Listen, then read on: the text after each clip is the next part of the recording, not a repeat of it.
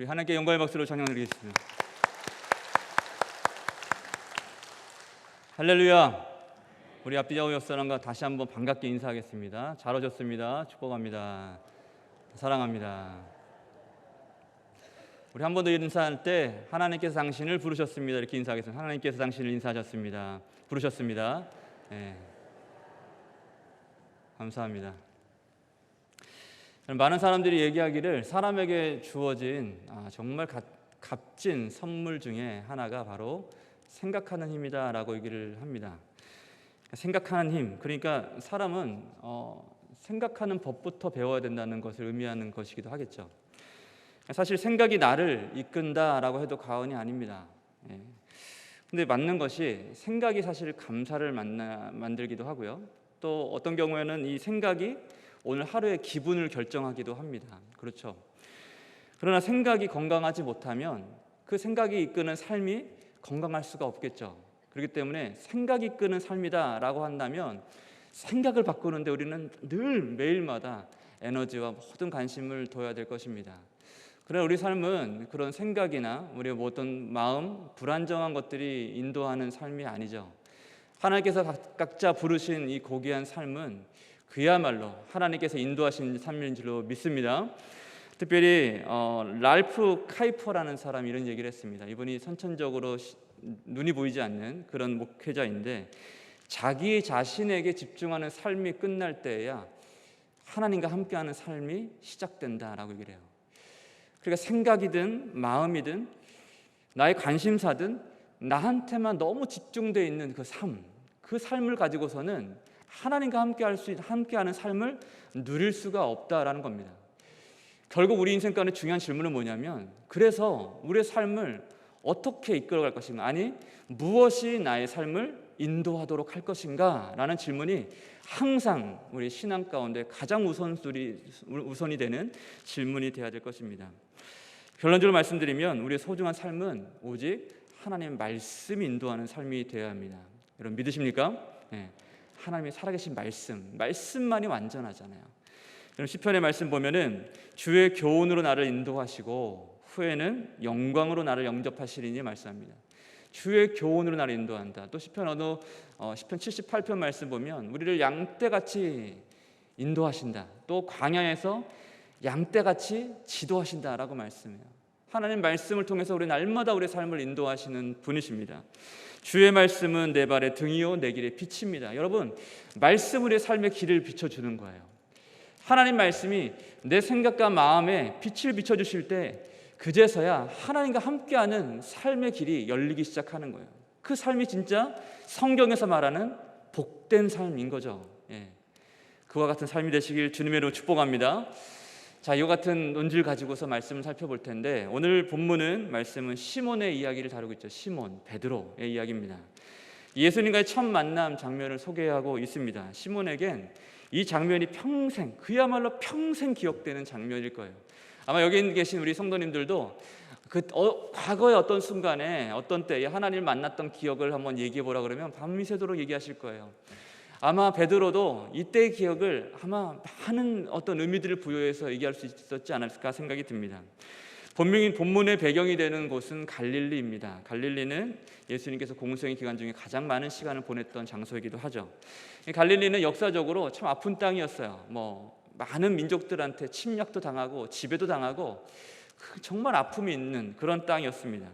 그 이름이 한때는 가불이라고 해서 곧 혐오스러운 땅, 쓸모없는 땅이라고 불릴 정도로 여러분 이런 땅에 살고 있는 이런 이름으로 불려지는 땅에 살고 있는 사람들의 정신 상태나 마음 상태나 그들의 삶이 얼마나 안정됐을까요? 아마 그러지 않았을 거라는 생각이 들어요. 바로 예수님께서 그곳에 가서 하나님의 말씀을 전하시죠. 시몬에게 바로 그곳이 그의 고향이자 또한 삶의 터전이었습니다. 자, 1절 한번 보시죠. 1절 한번 보시면 쉬운 성경을 읽어주겠습니다. 이렇게 시작합니다. 사람들이 예수님께 몰려들었다 얘기를 합니다. 그리고 예수님이 하나님의 말씀을 전하셨는데 그 말씀을 무리들이 듣고 있었다라고 얘기합니다. 특이한 점은 뭐냐면 예수님께서 게네사렛, 이 갈릴리 호수의 다른 지명입니다. 게네사렛 호숫가에서 말씀을 전하고 계셨는데 또 많은 사람들 말씀 듣는 중이었죠. 그런데 이 말씀을 기록한 누가가 예수님께서 말씀하셨다라고 기록하지 않고 예수님이 하나님 말씀을 하셨다라고 기록을 하고 있어요. 이게 누가가 강조하는 부분입니다. 마태, 마가복음과 달리 누가복음에만 이 말씀이란 단어가 마태와 마가복음에는 한 번씩밖에 등장을 안 하거든요. 근데 누가복음은 말씀이란 단어가 무려 20번이나 사용을 합니다. 그러니까 예수께서 이 땅 가운데 오셔서 하신 일은 오직 하나님 말씀을 전하시는 사역, 곧 하나님 말씀으로 사역하셨다라는 것을 우리한테 알려주고 있는 거죠. 특별히 오늘 본문은 예수님의 시선을 따라서 이제 내용이 전개가 됩니다. 사실 이 말씀을 저 준비하면서 참 쉽지는 않았어요. 왜냐하면 너무나 많은 시각이 존재를 해요. 일단은 예수님의 시선을 따라 내용을 좀 따라가 보면은 2절 말씀 보시면 호숫가에 배 두 척 있는 것을 보셨다라고 얘기합니다. 성경에서 뭔가 보셨다, 뭔가를 들었다, 뭐 이런 것들은 다음의 장면을 어떤 암시하는 내용으로 쓰입니다. 복선을 어떤 복선을 의미하는 거예요. 그러니까 예수님 말씀을 전하시면서 배 두 척을 보셨어요. 그리고 예수님께서 그 중에 한 배에 오르셨다라고 얘기를 합니다. 그리고 배를 바닷가에서 조금 띄기를 청하셨죠. 누구의 배였어요? 바로 오늘의 주인공 시몬의 배였습니다. 3절 말씀을 보시면 예수께서 한 배에 오르시니 그 배는 시몬의 배라. 이 짧은 이 문장 가운데 지시대명사가 두 번이나 등장을 해요. 한 배에 오르셨고 그 배는 시몬의 배라. 이게 무슨 말이에요? 시몬이란 한 사람을 주목하여 주고 있는 겁니다. 한 배에 오르셨는데 그 배가 시몬의 배야 라고 얘기를 하는 겁니다. 여러분, 시몬은 어떻게 했을까요? 이 상황 안에서 많은 부분들이 축약되어 있기 때문에 다 좀 이해할 수는 없을 수 있겠지만 내용을 봤을 때는 3절의 내용을 보면 시몬의 행동이 설명되어 있지 않죠. 그러나 예수님께서 그 배에 앉아서 계속해서 말씀하시는 것을 봤을 때 시몬은 예수님께서 요청하신 대로 그 배를 내어드리고 바다에 띄어들었던 것 같습니다. 그런데 그가 무엇을 하는 중이었어요? 이 설교 정말 많이 들어봐서 아실 거예요. 뭘 하는 중이었어요? 그물을 씻는 중이었다라고 얘기를 하고 있죠. 그러니까 그물을 씻는 중이었다는 것은 일단 첫 번째로는 그가 어부였다는 거고, 그리고 밤새, 그 다음 절의 말씀 보면은 밤새 고기를 잡느라 고생을 했다라고 얘기를 하잖아요. 그리고 그물을 씻는다는 것은 조업이 끝났다는 것을 의미해요. 배도 무트로 올려놨고 다 묶어놨고, 그리고 모든 것들은 말리고 씻고, 그리고 다음의 시간들을 위해서 준비하고 있었던 때라는 말이죠. 그러니까 대략 말씀만 봐도 깊이 생각하지 않아도 예수님께서 이 요청하신 것이 조금은 많이 억지스러워 보인다는 거죠. 그럼에도 불구하고 예수님의 이 요청에는 특별한 의미가 있습니다. 이것을 이해하기 위해서는 시몬의 그 배, 성경에서 지목하고 있는 그 한 배, 그 배, 시몬의 배가 어떤 의미를 갖고 있는가를 좀 생각해 볼 필요가 있는 것 같아요. 그 배는 그의 삶이죠. 그 당시로 봤을 때 배가 있다는 것은 상당히 그래도 좀 그래도 만족스러운 삶이잖아요. 배만 있으면 바다에 언제든 나가서 양식을 구할 수 있으니까 그나마 그것이 나에게 안정감을 주는 것이었을 겁니다. 그렇기 때문에 사실 삶의 전부죠. 그리고 그의 미래입니다. 이것을 통해서 내가 뭣도 준비하고 집도 사고 뭐도 하고 많은 것들을 꿈꾸게 했을 그의 미래이고, 그리고 또 현재로서도 모든 거예요.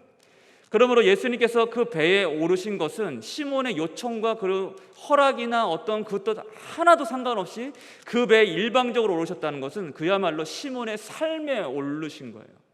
시몬의 인생의 가운데 어느 때에 하나님이 그 삶에 올라타신 겁니다. 그리고 시몬의 배는 어젯밤에, 이 특별한 이 부분이 중요한데, 어젯밤에 어떤 배였어요? 어젯밤에 시몬과 함께 열심히 조업을 나섰지만 결국은 빈손으로 들어오게 된 배. 그러니까 어제의 실패를 함께 경험한 배가 이 배의 의미입니다. 현재의 의미예요. 그냥 다시는 나가고 싶지 않은, 이제 피곤하고 지치고 이제 물고기가 없으니까 실망도 되고 그런 마음으로 다시는 이 배를 바다에 띄우고 싶지 않은 그런 배가 이 배였단 말이죠. 그런데 예수님께서 어떻게 하세요? 이 배를 다시 바다에 조금 띄워주길 원한다라고 요청하시는 거예요. 이게 무슨 의미예요? 첫 번째로 예수님께서 시몬이 주인 되었던 그의 인생의 새로운 주인으로 거기에 오르신 것처럼 보여요. 또 한 가지는 이미 모든 게 끝났다라고 생각되는 그 시점에 예수님께서 다시 배를 띄우러 가시고 거기서 말씀을 전하세요. 이것은 예수님께서 시몬에게 무언가 새로운 오늘을 다시 시작하도록 그에게 의미와 기회를 다시 제공하신 거죠. 여러분, 이게 복음입니다. 하나님의 뜻이라는 책을 지은 제럴 시처 목사가 이렇게 얘기를 했어요. 우리 인생의 여정이 시작부터 끝까지 일직선을 쭉 뻗었으면 좋겠는데 그런 경우가 없다는 거예요. 각각의 인생을 보면은 과거부터 지금까지 쭉 얘기하면 우리 인생의 얘기가 이렇게 많은 얘기를 동원할 수밖에 없는 이유가 뭐예요? 일직선으로 쭉 뻗었어. 애 낳았어. 뭐 결혼했어. 시집 보냈어. 장가 갔어. 뭐 했어. 이렇게 안 되잖아요. 네. 그런 여정의 인생은 극히 드물다라고 얘기를 해요. 여러분, 인생은 절대로 내 생각대로 되지 않는 겁니다. 그래서 인생이라고들 얘기를 해요. 높은 뜻 숭의교회를 담임하셨던 목사님 있잖아요. 김동호 목사님. 이분이 암투병도 하시는 중에 지금도 계속해서 유튜브를 통해서 말씀을 나누고 계십니다. 그분이 이런 얘기를 하더라고요. 한 번은 자신이 지나온 길을 한번 생각해 보니까 지뢰밭을 지나오는 것 같은 시간이었다라고 얘기를 해요. 그러니까 한 발 잘못 내디디면 뻥뻥 터질 수 있는 인생이었는데 어떻게 하다 보니까 여기까지 와 있는데 여기까지 와서 지나온 길을 보니까 야, 어떻게 내가 여기까지 살았을까라는 생각을 하더라는 거예요. 지뢰밭을 지나오는 길 같았대요. 저는 너무나 짧은 인생 살았지만 공감이 됐습니다. 그렇죠, 여러분. 시몬도 마찬가지였을 거라는 생각이 들어요. 매일의 도전의 연속이었을 것이고 또 실현의 연속이기도 했을 겁니다. 야, 정말 즐겁다, 정말 행복하다라는 순간은 죄송합니다만 인생 가운데 몇몇 안 되는 순간이에요. 사실 그 인생 그 순간이 우리 가운데 영원토록 남는 거죠. 여러분, 그러나 오늘 말씀의 중요한 건 뭐냐면 그가 어떤 과거를 보냈는가가 중요한 게 아니에요. 오늘 우리 말씀을 볼 때 시몬이 어땠을까 뭐 이런 것들 많이 생각하게 돼요. 그러나 중요한 것은 지금 그가 어떤 상태고 어떤 과거를 보내고 여기 있고 또 그에게 그 배가 어떤 의미가 있는가, 그게 사실 중요한 게 아니에요. 중요한 건 뭐예요? 예수님이 그 배에 오르셨다는 게 중요한 거예요.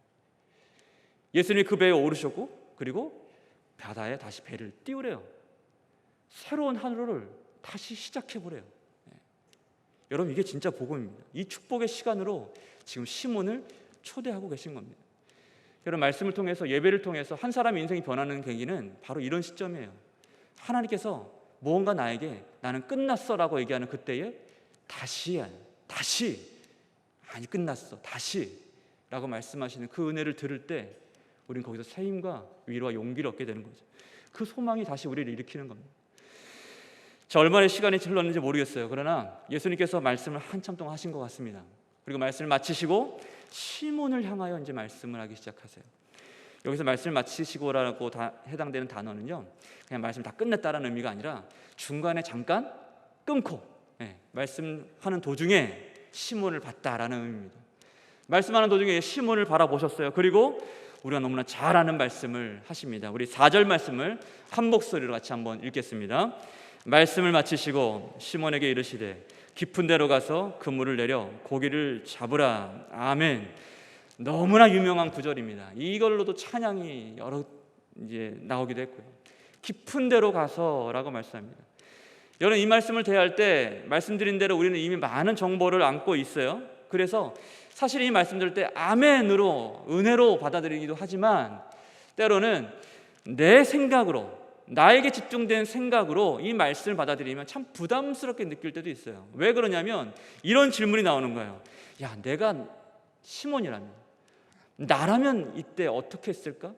뜬금없이 바다의 깊은 곳으로 가서 그물을 내리라니 나 같으면 어떻게 했을까라는 생각이 들면 많은 생각들이 오가게 됩니다. 근데 여러분, 질문을 바꿔야 돼요. 그건 잘못된 질문이에요. 나라면 어떻게 했을까가 중요한 질문이 아닙니다. 뭐가 중요한 질문이에요? 예수님께서 왜 그렇게 말씀하셨는가가 중요한 질문이죠. 이 오늘 말씀은 시몬이 주인공이 아니에요. 오늘 말씀은 시몬의 소명장과 같은 그런 본문입니다. 그러나 시몬이 주인공은 아니에요. 왜냐하면 부르심을 받는 입장이지 부름의 주체가 되는 사람은 아니거든요. 부름의 주체는 누구예요? 여기서는 예수 그리스도세요. 그러니까 모든 것을 예수 그리스도 중심으로, 예수 그리스도의 시선으로, 예수 그리스도의 의도로 모든 것을 볼 수 있어야 된다는 겁니다. 그런 의미에서 예수님께서 왜 굳이 모든 것을 다 끝내고 마치고 쉬려고 하는 그 찰나에 그를 다시 바다로 보내시고 그것뿐만 아니라 더 깊은 데로 나가서 고기를 다시 잡으라고 말씀하신 그 요청하신 의미가 뭘까? 너무나 많은 의미들이 있을 수 있겠지만 저는 여기서 먼저 이 깊은 데로가 의미하는 의미를 두 가지로 말씀을 좀 나누려고 합니다. 첫 번째로는 먼저 깊은 데로란 말씀만 의지해야 하는 곳을 의미합니다. 깊음을 의미하는 이 바도스라는 것은 문자적으로 깊이를 잴 수 없는 이라는 단어예요.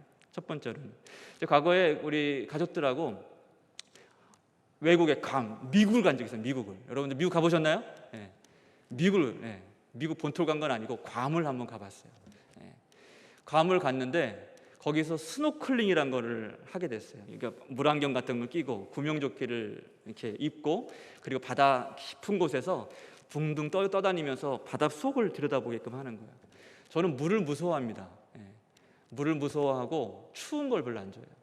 그래서 저는 제가 예전에 어떤 목사님이 겨울에 갑자기 저한테 수영장을 끊어주시고 수영하자 그랬는데 제가 한 달 다니고 다시는 안 다녔어요. 예. 추운 걸 싫어하고 물을 무서워하니까. 근데 저한테는 그 망망대해에 떠 있는 게 자체 두려움이었어요. 그러나 딱 보는데 너무나 아름다운 거예요. 또 한 가지 느낀 건 뭐냐면 바다가 그렇게 깊은지를 몰랐어요. 정말 깊으니까 아름답기도 하지만 뭔가 경외심, 두려움마저 느끼게 하더란 말이죠.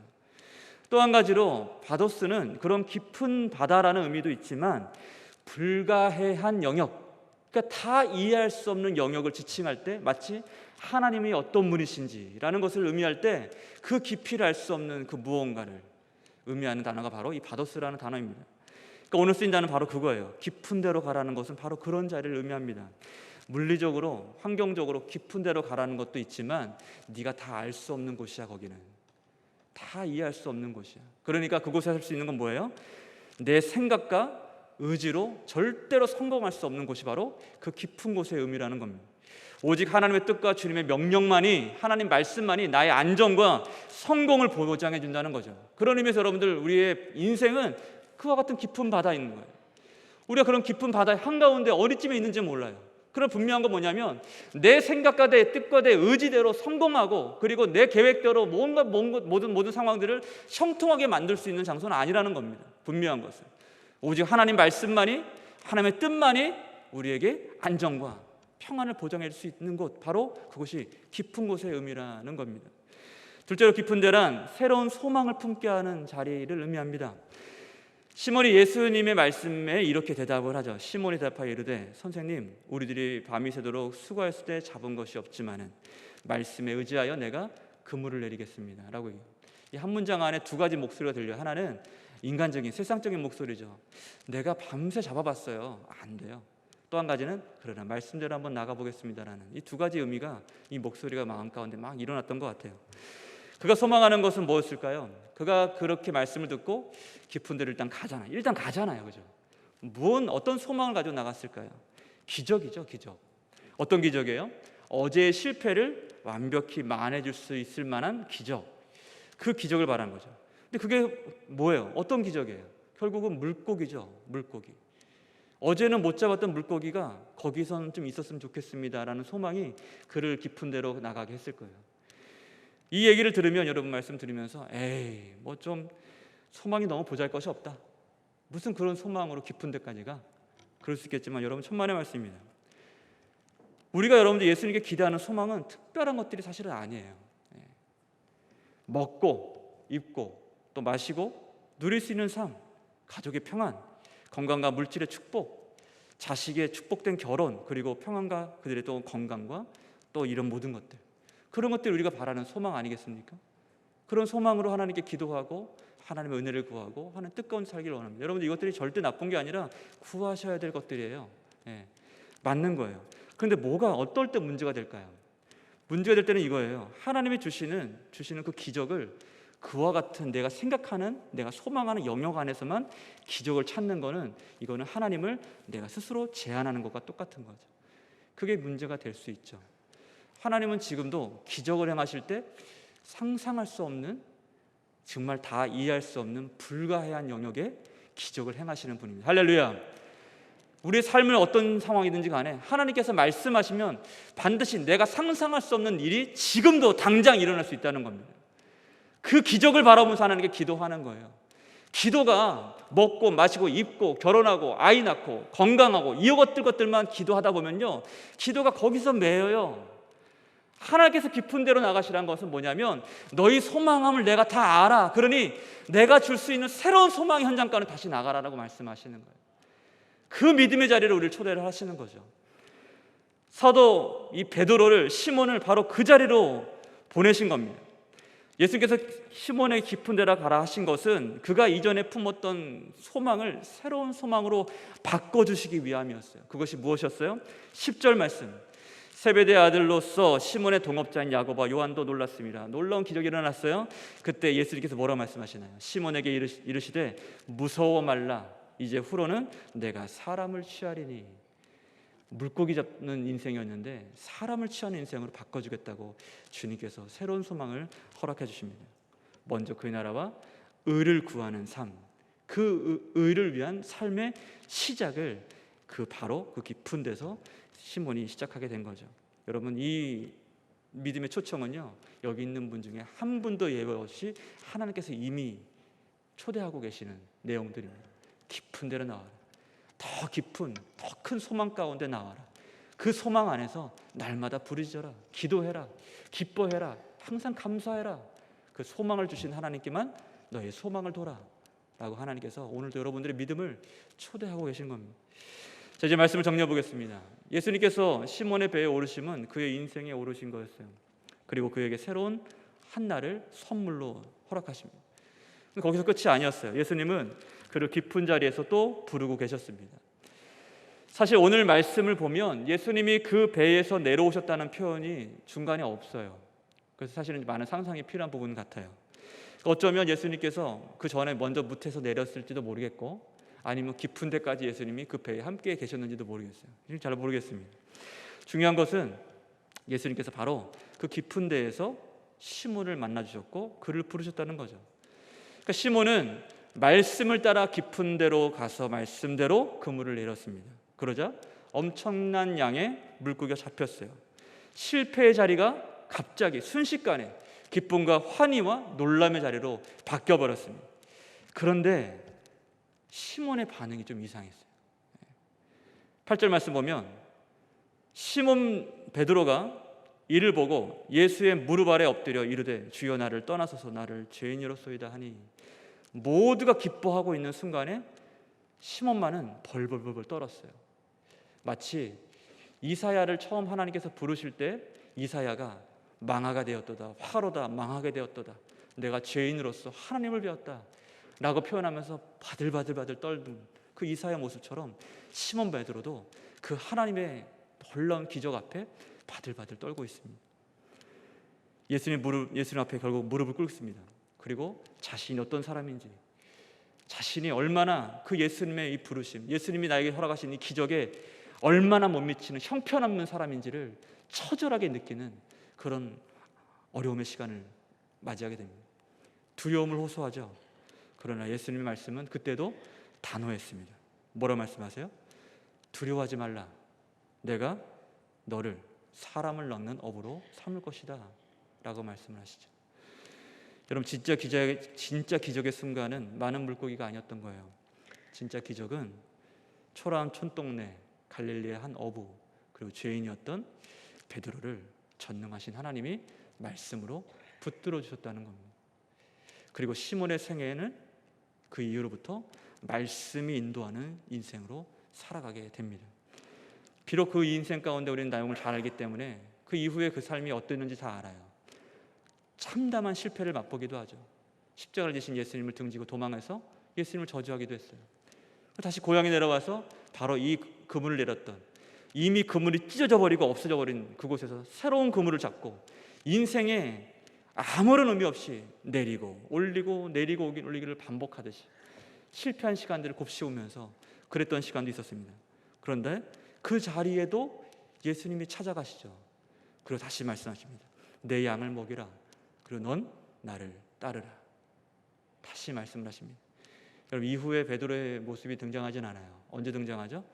사도행전 2장에 다시 등장을 합니다. 그가 그때는 실패자의 베드로의 모습이 아니라 설교자 베드로로 등장을 합니다. 그리고 말씀을 전하고 그때 어떻게 기록하고 있어요? 그 말을 받은 사람들은 세례를 받는데 이날의 신도의 수가 3,000이나 더하더라. 하나님께서 내가 너를 사람을 낚는 어부로 만들 거야 라고 말씀하신 그 말씀이 그때 이루어지는 것을 경험하게 되는 거죠. 사랑하는 성도 여러분, 말씀 마무리합니다. 시몬을 기적의 자리로, 또 회개의 자리로, 부르심의 자리로, 또 사명의 자리로 인도한 것이 무엇이었을까요? 하나님의 말씀입니다. 사실 오늘 말씀 이전에 시몬이 예수님 먼저 경험했어요. 시몬 베드로의 장모의 열병을 예수님 고쳐주시는 장면이 바로 이전 장에 38절에 등장을 합니다. 이미 알았어요. 그러나 그때는 예수님 믿는 건 아니었어요. 말씀을 들었습니다. 계속해서 오늘 말씀을 주도하고 있는 것이 뭐냐면 말씀이라는 거예요. 하나님 말씀을 가르치심에 말씀을 마치시니 하나님 말씀하여 이르시되 말씀에 의지하여 계속해 말씀해요. 하나님 말씀이 그를 회개의 자리까지, 부르심의 자리까지, 또 사명의 자리까지 인도한 거예요. 예수님은 그를 말씀이 인도하는 삶으로 부르고 계시는 겁니다. 그것이 그의 숙명이었어요. 이제 네가 주도하는 삶이 아니야. 불확실한 그 뭔가 소망을 주는 그 바다라는 것이 너를 이끄는 인생, 너를 이끄는 것이 아니야. 오직 너는 이제부터 말씀이 너의 삶을 이끌어갈 거야 라고 우리 가운데 보여주고 계시는 거죠. 여러분, 때로 외롭고 고독할 때가 있습니다. 우리를 일으킬 소망이 없다고 느껴질 때도 있어요. 여기 계신 분들 중에서 또 그런 마음으로, 정말 가난한 마음으로 앉아 계시는 분들도 있어요. 소망이 없어. 난 끝났어. 외롭고 고독해. 나밖에 없어. 세상에 나만 던져진 것 같아. 나는 불의해. 나 같은 사람은 소용이 없어. 이런 마음으로 하시는지 몰라요.